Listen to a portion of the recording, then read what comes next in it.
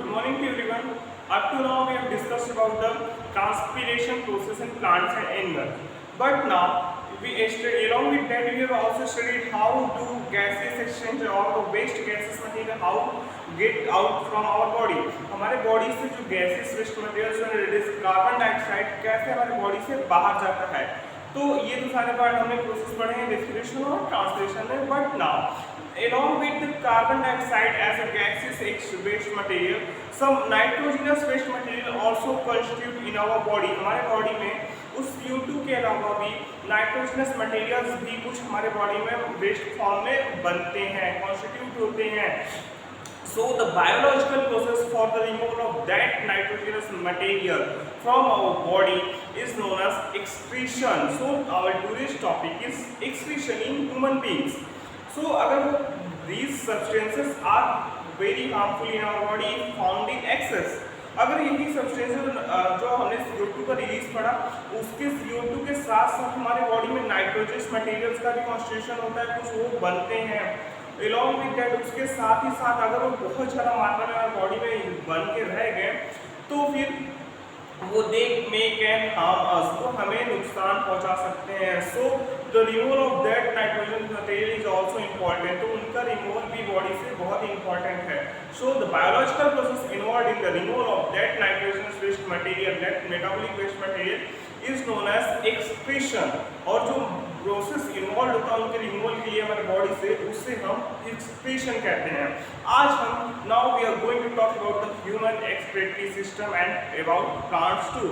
आज हम एनिमल्स और प्लांट्स दोनों में ही एक्सक्रीशन की बात करेंगे कि how excretion process occurs in human and plants too. Plants और एनिमल्स में एक्सक्रीशन प्रोसेस आखिर होती कैसी है, किसके मेथड से होती है, क्या क्या ऑर्गन्स उसमें इन्वॉल्व होते हैं, उन सारी डिटेल्स हम लेंगे. So let's start with our topic the human excretory system. आज हम पढ़ेंगे ह्यूमन एक्सक्रीटरी सिस्टम के बारे में. So as diagram clears that the human respiratory system consist of two, a pair of kidney, a pair of ureter, a urinary bladder and a urethra. These four organs constitute the human excretory system. Along with that, as we have studied in respiration, that lungs are consist of capillaries. जो हमने digestive system में पढ़ा था कि intestine में भी capillaries attach होती हैं जो वहां से वो एब्जॉर्प्शन का वर्क करती हैं, डाइजेस्टेड फूड को एब्जॉर्ब करती हैं. सो इन द सेम केस यहाँ पे भी कैपिलरीज का वर्क होता है. Capillaries are also present here which absorb the important materials from that waste product which is known as urine.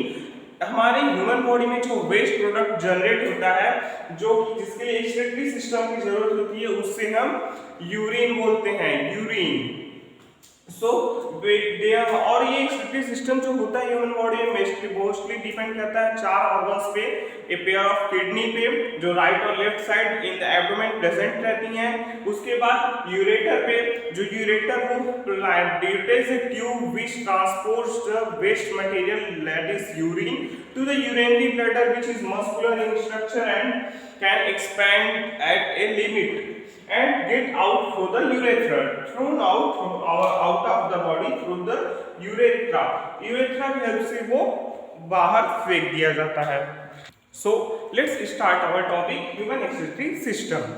Firstly, we should know about the human excretory system that kidney is present on either side of the backbone and the abdomen section. Kidney कहाँ present होती है?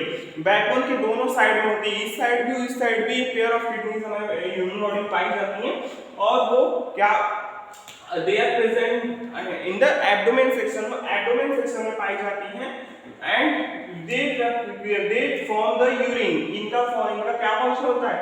ये urine का formation करती है. along with that the ureter जो ये इनसे अटैच होते हैं किडनी को और यूरिनरी ब्लैडर को अटैच करते हैं. उनका क्या फंक्शन होता है? Ureter transfer the urine between kidney to the urinary bladder. इनका क्या फंक्शन होता है? ये यूरिन जो फॉर्मेशन होता है किडनी में उस यूरिन को वो यूरिनरी ब्लैडर तक लाने का काम करते हैं. And in urinary bladder is a muscular structure and hence governed by our nervous system. ये यूरिनरी ब्लैडर जो होता है ये मस्कुलर स्ट्रक्चर होता है। It can be expand to a limit, ये एक लिमिट तक एक्सपेंड कर सकता है और ये गाइडेड, किसके द्वारा गाइड किया जाता है? It is guided by our nervous system, ये हमारे नर्वस सिस्टम को गाइड करता है। It also perform the function of collecting of the urine, ये यूरिन को कलेक्ट करके रखने का भी वर्क करता है।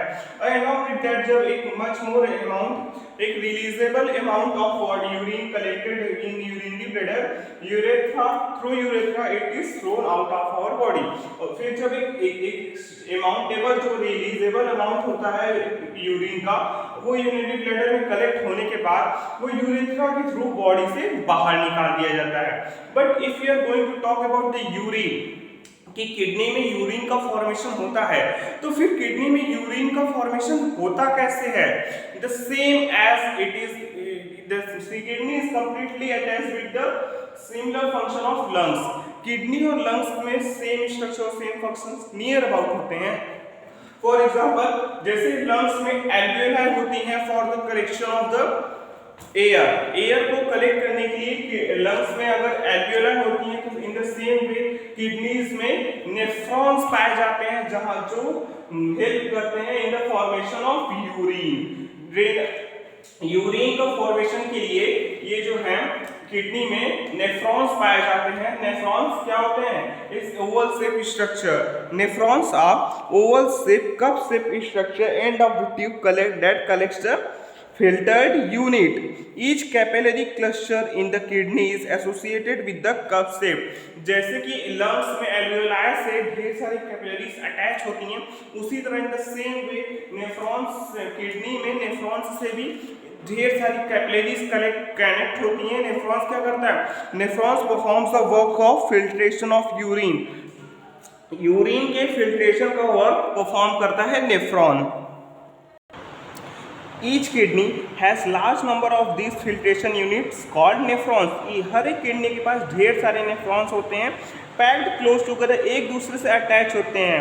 सब substances in the initial filtrate such as glucose, amino acids, salts and a measure amount of water are selectively reabsorbed and urine flows along the tube. इसलिए क्या करते हैं? नेफ्रॉन रीएब्जॉर्प्शन का प्रोसेस करते हैं, जो कि कुछ जो फिल्ट्रेट में जैसे कि कुछ अमाउंट ऑफ ग्लूकोज, कुछ वाटर, कुछ एमिनो एसिड्स, कुछ सॉल्ट्स या कुछ मेजर कंपोनेंट जो बचे हुए रहते हैं, उन्हें नेफ्रॉन्स में फिर से एब्जॉर्ब कर लिया जाता है by the capillaries present in the nephrons. जो कैपिलरीज नेफ्रॉन्स अटैच होती हैं, उनका फिर से रीएब्जॉर्प्शन का प्रोसेस करती हैं और उसके बाद उन्हें यूरिन, जो लेफ्ट ओवर यूरिन होता है, उसे ट्यूब के थ्रू छोड़ दिया जाता है। The amount of water reabsorb depends on how much excess of water there is in the body. और वो किस अमाउंट पे रीएब्सॉर्ब होगा? जो अमाउंट ऑफ वाटर रीएब्सॉर्ब होगा वो उस बेसिस पे होगा कितना एक्सेस ऑफ वाटर आपके बॉडी में, कितना एक्सेस ऑफ वाटर आपके बॉडी में बचा हुआ है। The urine forming in each kidney eventually इंटर्स A tube the ureter which connects the kidneys with the urinary blood. तो उसके बाद जो यूरिन फॉर्म होगा कलेक्टिंग डक्ट के थ्रू यूरेटर में आएगा, यूरेटर से ट्रांसफर होगा यूरिनरी ब्लैडर में। ये मस्कुलर स्ट्रक्चर होता है, नर्वस सिस्टम से गवर्न होता है। जब रिलीजेबल अमाउंट ऑफ यूरिन यहाँ कलेक्ट हो जाएगा, फिर वो यूरेथ्रा से बाहर निकाल दिया जाएगा। ये तो बात हो गई सारी की सारी ह्यूमन रेस्पिरेटरी सिस्टम और नेफ्रॉन के बारे में। बट अलॉन्ग विद डैट यहाँ एक शॉर्ट नोट दिया हुआ है artificial kidney. Kidneys are vital organs for survival. Artificial kidney किसे कहते हैं? आर्टिफिशियल किडनी कहते हैं हेमोडायलिसिस। डायलिसिस प्रोसेस को हम आर्टिफिशियल किडनी के नाम से जानते हैं। इसमें क्या होता है? Dialysis process is a process in which an patient which whose kidneys are damaged or not working properly are kept under the dialysis process for the cleaning of their blood. जो कुछ पेशेंट होते हैं, कुछ persons होते हैं जिनका kidney खराब हो जाता है या प्रॉपर फंक्शन नहीं करता होता है, उन पेशेंट्स को अंदर डायलिसिस की कंडीशन में डाल के रखा जाता है और ताकि उनके जो रेस्पिरेटरी सिस्टम है वो प्रॉपर वर्क कर सके, क्योंकि उनका किडनी नहीं होता है या किडनी फंक्शन नहीं करता है सही से। तो रिमूवल ऑफ नाइट्रोजनस वेस्टेज जरूरी है, इसीलिए हेमोडायलिसिस या डायलिसिस प्रोसेस को अप्लाई किया जाता है। आखिर इसमें होता क्या है? Dialysis process consist of which consist of dialysis fluid and consist of semi-permeable membrane for the collection of waste materials. होता क्या है, इसमें ट्यूब्स अटैच कर दी जाती है, नली लगा दी जाती है ह्यूमन पेशेंट बॉडी से उस एक कंटेनर में क्या होता है, कंटेनर में परमेबल मेम्ब्रेन के साथ डाइलेशन सॉल्यूशन होता है। जो कंटेनर होता है उसके अंदर डाइलेशन सॉल्यूशन होता है along with the semi permeable membrane, और वो जो ब्लड वहाँ ह्यूमन बॉडी से ब्लड निकल के वो उस बॉडी में उस कंटेनर में जाता है, वहाँ सेमी परमेबल मेम्ब्रेन और डाइलेशन सॉल्यूशन के थ्रू वो वेस्ट को बाहर निकाला जाता है, बाहर निकाल के अलग किया जाता है, और फिर उसके बाद उसको फिर उस जो सेपरेट ब्लड होता है इसमें नाइट्रोजनस वेस्टेज नहीं होता, उसको दोबारा ह्यूमन बॉडी में री इंटर कर दिया जाता है, उसे वापस डाल दिया जाता है, और जो वेस्ट मटेरियल होता है एक सेपरेट कंटेनर में बाहर निकाल दिया जाता है।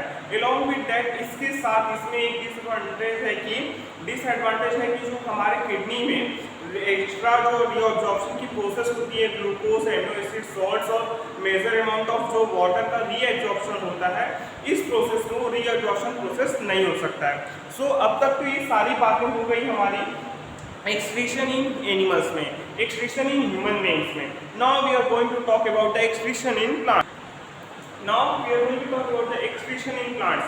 Plants use completely a different strategy for the excretion process. Plants एक पूरी तरह से different strategy को acquire करते हैं इस एक्सक्रीशन प्रोसेस के लिए। They doesn't have specific organ, उनके पास कोई specific organ नहीं होता as present in humans कि वो एक्सक्रीशन प्रोसेस को कर सकें। अगर इनमें एक्सक्रीटरी मटेरियल होता ही क्या है, एज ऑक्सीजन जो फोटोसिंथेसिस के द्वारा रिलीज होता है during the photosynthesis process, as a waste material oxygen is release out and it get release out from the leaves. Oxygen जो रिलीज होता है during the photosynthesis process as a excretory material, it goes out of the plant body through the leaves के through में बाहर कर दिया जाता है। एंड अलॉन्ग विद दैट अगर कुछ water, excess water with the help of transpiration process excess water को भी बाहर निकाला जाता है। अलॉन्ग विद दैट अगर उसके बाद भी उनके पास जो कुछ वेस्ट मटेरियल्स बचे होते हैं जो कि वैक्यूल्स में सेल के वैक्यूल में स्टोर हुए रहते हैं, तो उन्हें plants store the waste material in the cell in the vacuoles of the cell and get stored them in the dead decaying leaves. जो लीव्स खराब होती रहती हैं वो उनको वेस्ट मटेरियल को प्लांट उसमें भर देते हैं, और जब वो पूरी तरह से भर जाती हैं तो वो पत्तियां लीव सेट कर जाती है, वो पत्ती गिर जाती है। और इसी तरह हम पौधे के चारों तरफ मिट्टी में देख सकते हैं कि कई ढेर सारे तरह के वेस्ट मटेरियल्स पौधे आप बाहर वो रिलीज कर देते हैं। Along with that amber and resin is also a waste product. Resin and gum. Resin and gum is also waste product which is stored as resin and gum. जो उनका दूसरा वेस्ट प्रोडक्ट होता है resin और गम, वो store करके रखते हैं, specially in old xylem cell में उन्हें स्टोर करके रखते हैं। Plants also excrete some waste substances in the soil around them. और इसी तरह प्लांट्स कुछ वेस्ट सब्सटेंसेस को अपने सॉइल में रिलीज कर देते हैं, जो उनके पास अराउंड उनके चारों तरफ मिट्टी होती है उसमें रिलीज कर देते हैं।